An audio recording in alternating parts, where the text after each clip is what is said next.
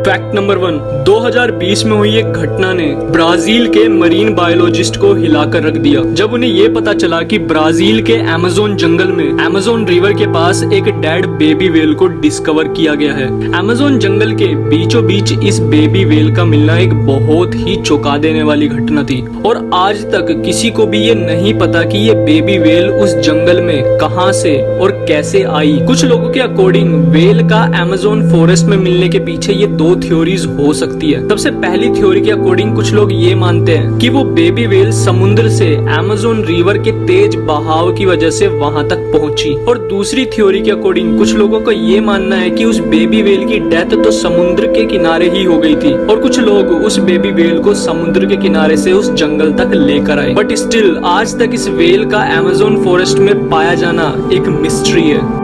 Fact number 2, पहले आप इन images को ध्यान से देखो।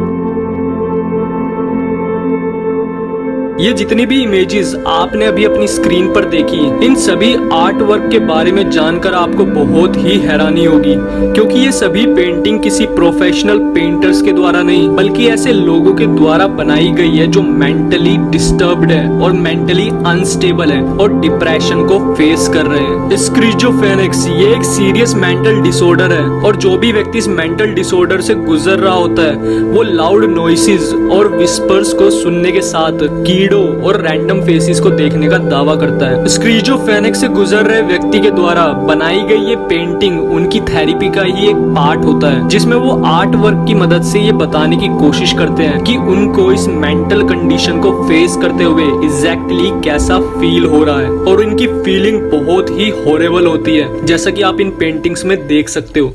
फैक्ट नंबर 3, हम इंसानों का शरीर दो पार्ट्स में बटा हुआ होता है, left side and right side of our body और इसी कारण से हमारी बॉडी फुल्ली सिमेट्रिकल नहीं होती है। बॉडी के लेफ्ट और राइट पार्ट में थोड़ी सी असिमेट्री होती है और दैट इज द रीजन हम अपनी बॉडी के लेफ्ट और राइट पार्ट को एक ही वे में एट अ टाइम यूज नहीं कर पाते हैं। लेकिन क्या आप लोगों को पता है कि कुछ ऐसे लोग भी होते हैं जो अपने लेफ्ट और राइट दोनों हाथों को एक साथ इस्तेमाल कर सकते हैं लिखने के लिए। ऐसे लोगों को एम्बिडेक्स्ट्रस कहा जाता है। अगर कोई इंसान प्रैक्टिस से अपने दोनों हाथों से लिखना सीखता है तो that is a different thing, but जो लोग नेचुरली एम्बिडेक्स्ट्रस होते हैं उन लोगों को डेवलपमेंट कंडीशन जैसे attention deficit hyper activity disorder को फेस करना पड़ता है। यानी कि किसी इंसान की दोनों हाथों को यूज करने की एबिलिटी उस इंसान की डेवलपमेंट में रिस्क पैदा कर सकती है।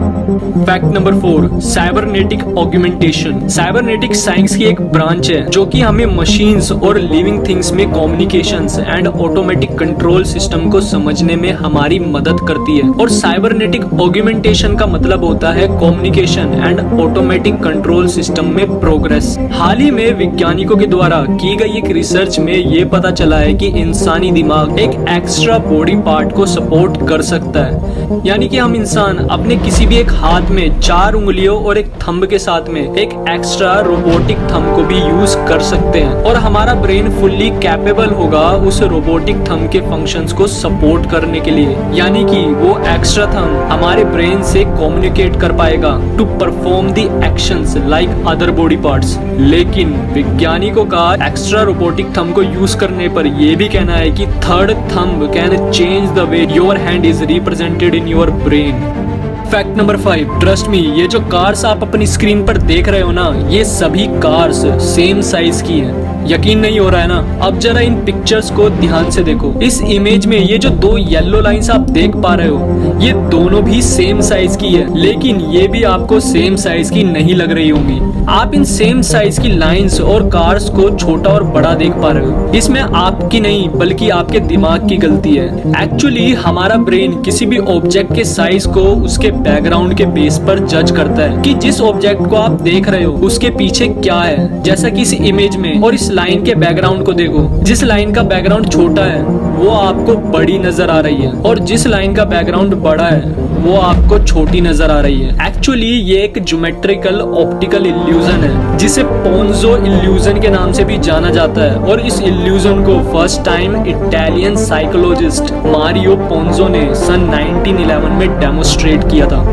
Fact number 6, I am sure कि आपने इस पेंटिंग को कभी ना कभी और कहीं ना कहीं तो देखा ही होगा। इस पेंटिंग को इटालियन आर्टिस्ट माइकल एंजेलियो के द्वारा बनाया गया था। माइकल एंजेलियो ने इस पेंटिंग को बाइबल से इंस्पायर होकर बनाया था, जो कि गॉड के द्वारा फर्स्ट मैन द एडम की क्रिएशन को शो करती है। लेकिन क्या आप लोगों ने कभी ये सोचा है कि इस पिक्चर में गॉड और एडम की फिंगर टच क्यों नहीं करती है? इस पेंटिंग के अकॉर्डिंग इंसान की इमेज का रिफ्लेक्शन गॉड की मिरर इमेज के रिफ्लेक्शन को रिप्रेजेंट करता है, जिसका मतलब ये है कि भगवान मनुष्य को अपने स्वरूप और समानता में बनाते तो हैं, पर इंसान कभी भी भगवान के बराबर नहीं होते हैं। और यही रीजन है कि इस पेंटिंग में एडम और गॉड की फिंगर टच नहीं करती है। हम भगवान के मिरर रिफ्लेक्शन होते तो हैं, पर हम उनके लेवल के नहीं होते हैं, हम उनकी कभी बराबरी नहीं कर सकते। और यही इस इमेज में दिखाया गया है, इस पिक्चर में, इस पेंटिंग में दिखाया गया है।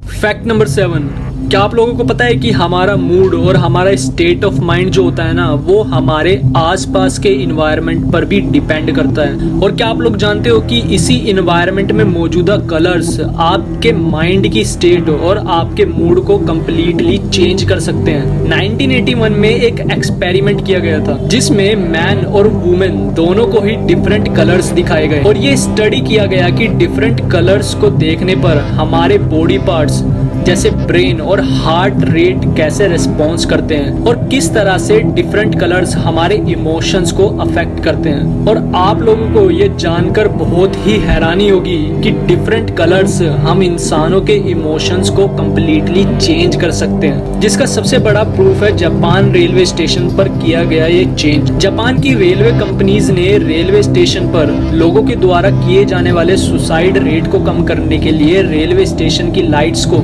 ब्लू एलईडी लाइट से चेंज कर दिया, जिसके चलते जापान में रेलवे स्टेशंस का सुसाइड रेट 74% तक कम हो गया। दिस वाज रियली अमेजिंग कि किस तरीके से एक डिफरेंट कलर आपके इमोशंस को कंप्लीटली चेंज कर सकता है। फैक्ट नंबर 8, ये जो बॉल की इमेज आप अपनी स्क्रीन पर देख रहे हो ना, ये एक बॉल ऑफ मड यानी कि मट्टी से बनाई गई बॉल है। जापान की एक बहुत ही फेमस और प्राचीन कला जिसका नाम डोरो डैंगो है, जिसे द आर्ट ऑफ पॉलिशिंग डट भी कहा जाता है। और डोरो डैंगो में ये जो डोरो वर्ड है ना, इसका हिंदी मीनिंग होता है मट्टी।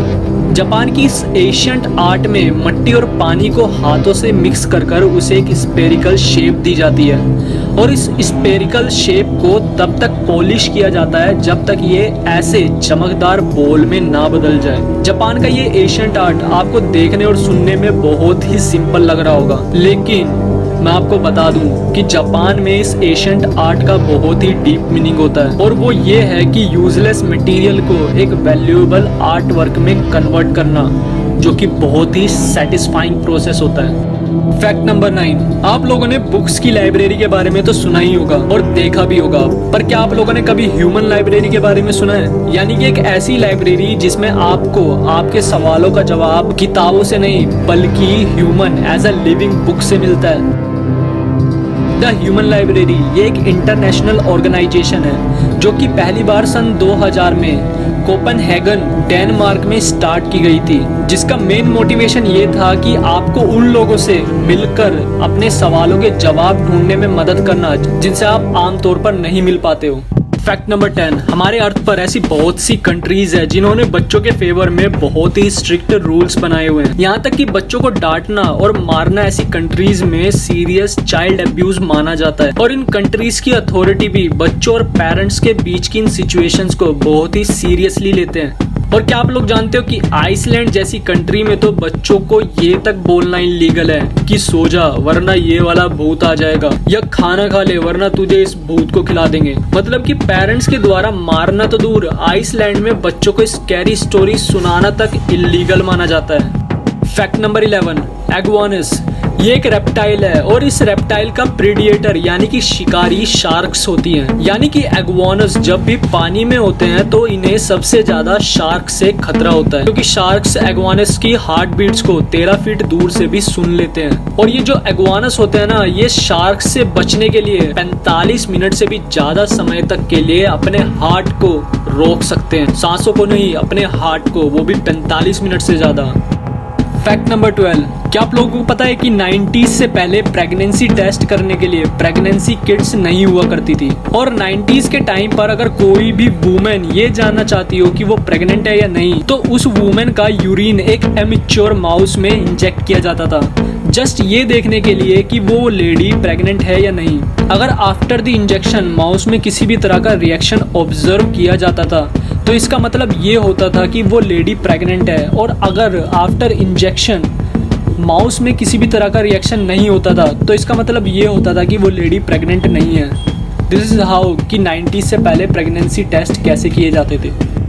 अगर आप लोगों को भी ये वीडियो पसंद आई हो तो वीडियो को लाइक और इस चैनल को सब्सक्राइब कर दीजिए।